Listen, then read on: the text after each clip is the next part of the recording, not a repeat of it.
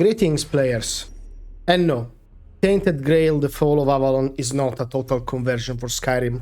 Your eyes are, however, seeing right, the game is very familiar, at least on the appearance, to the point where some of the core mechanics are completely identical, like for example sneaking and lockpicking. However, there are still gonna be notable key differences. First of all is the tone. The Fall of Avalon is part of the Tainted Grail series. To sum it up in a few words, this is not your typical Arthurian game. No, it's very gruesome and much more darker than anything you can imagine in Skyrim, well, except Molag Bal because, well, regardless, Fall of Avalon is much more darker than Skyrim or Oblivion. Dismembered bodies are everywhere. Most NPC are out there to kill you and are in a pretty desperate state. They do anything they can just to scrap by, and they will get whatever they can out of your body. There is also an impending sense of doom as you wander a fantasy world that feels magical but at the same time dead. Fall of Avalon is currently in early access, so we see a small part of the overall picture. It's hard to suggest how big the game is gonna be in the end, but it's not Skyrim huge. It doesn't have Skyrim insanely huge world map to explore. The maps are more fractured and tied to a story-based progression. A more fair comparison to Fall of Avalon would be Avowed, but I feel that will be insulting to Fall of Avalon. It's still in early access with just one area out, and it's already better. That is fairly incredible and impressive. A lot of care and attention to detail was put into making exploration feel meaningful. However, encounters can be challenging, especially on harder difficulty, because Avalon embraces a no health regen playstyle. To recover health, you will need to either drink a potion or, well, eat food. This is very similar to the system in Enderal, if you ever played that Skyrim mod. The progression system in Avalon is very similar to Skyrim. Do something and it will get experience and level up. I did not find any trainer to increase special skill lines, however. Magic, spells, just like gear, need to be scavenged from the world, and can even be looted from bodies. After leveling up, you will have access to an attribute section, which is quite meaningful, both because attributes have impact in conversation through the story, and they are required to use weapons, spells, and gear effectively.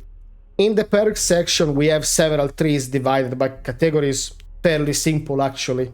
Furthermore, there is no fast travel in the way Skyrim has. You can instantly teleport from one of the stones scattered through the world, usually near an important point of interest. If you are, however, far from one such stone, you can make a bonfire and raise its level by using magical cowl webs or whatever they are to be able to teleport.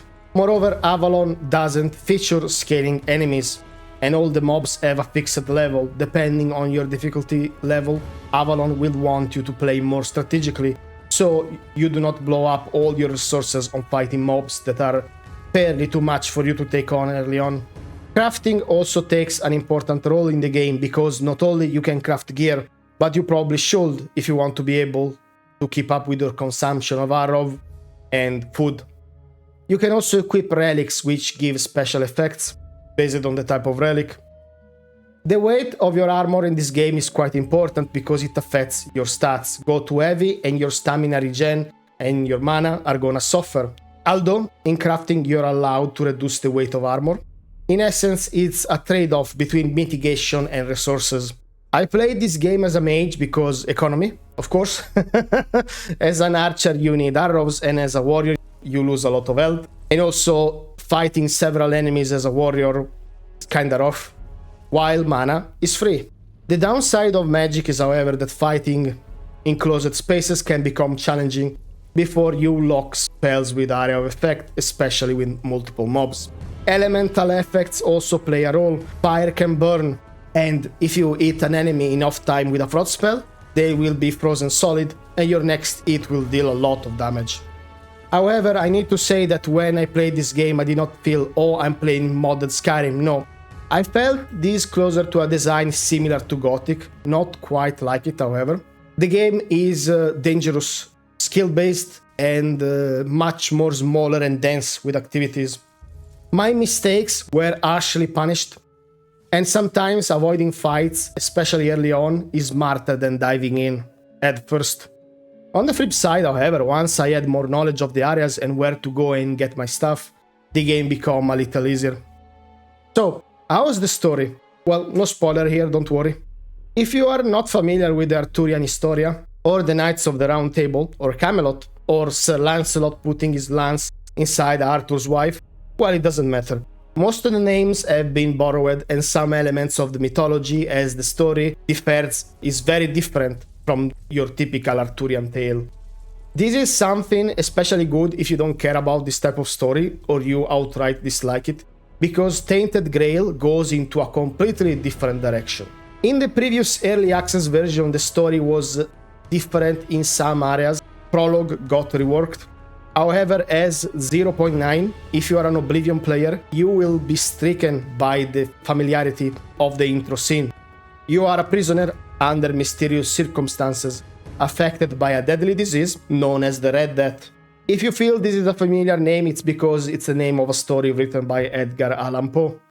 Our prisoner threatened to beat us if we don't reveal who we are and why we got caught.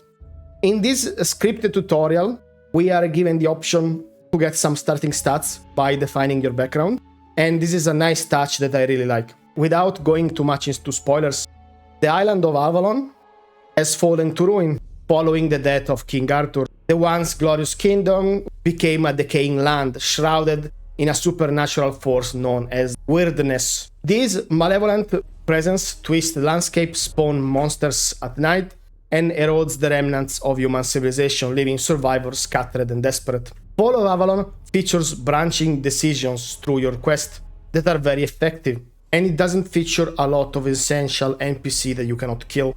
This means that for most quests you will be able to kill your way up as you like, and even when you're given a quest you have more than one solution to it.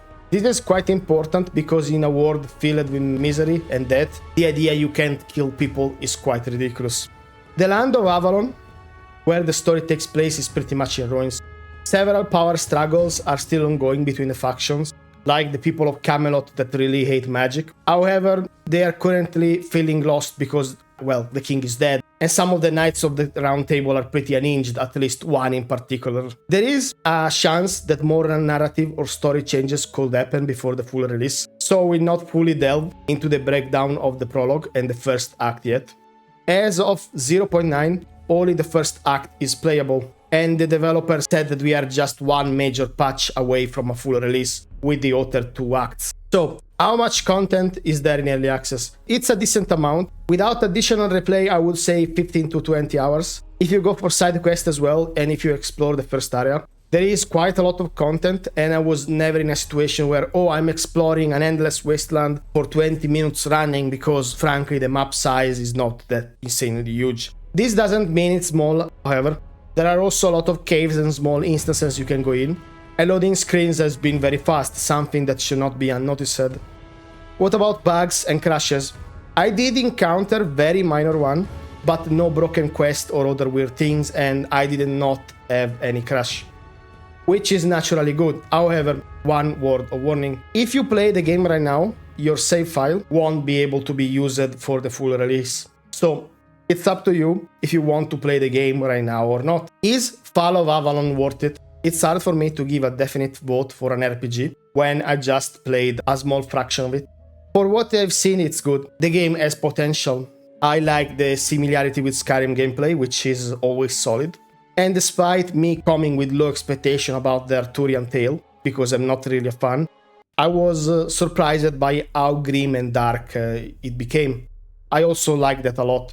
However, just like all early access titles, if you do not want to support the game before full release and just want a finished product, to be sure that it's worth your piggy bank or your time, yeah, don't buy it and wait for the full release. Maybe wishlist it, I don't know. Thank you for watching. If you enjoyed this video, please leave a like and subscribe. Bye.